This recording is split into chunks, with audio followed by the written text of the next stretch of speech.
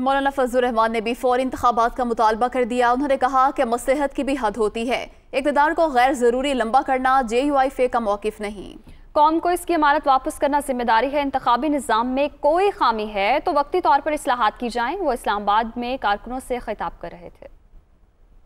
ہمیں اب بھی فوری طور پر الیکشن چاہیے، چاہے وہ چلا گیا، اس کو ہم نے رخصت کر دیا، پھر بھی قوم کو وہ امانت واپس کرنا ہماری ذمہ داری ہے جس کے لیے ہم نے جدوجہد کی ہے۔ ہاں، اگر آپ یہ سمجھتے ہیں کہ انتخابی نظام میں خامیاں ہیں، دوبارہ اس کے اندر دھاندلی کے امکانات ہیں، تو وقتی طور پر ان اسمبلیوں کا فائدہ اٹھا کے آپ انتخابی اصلاحات کر لیں، کچھ اور ایسی اصلاحات جو ناگزیر ہوں، تاکہ اس گند کا صفایا ہو سکے کہ ہم گدلے پانی سے تو نکلے لیکن دوبارہ گدلے پانی میں نہ اترے بلکہ شفاف پانی میں اترے۔ تو اس حد تک ابھی بھی ہم اپنے موقف پہ اسی طرح قائم ہیں۔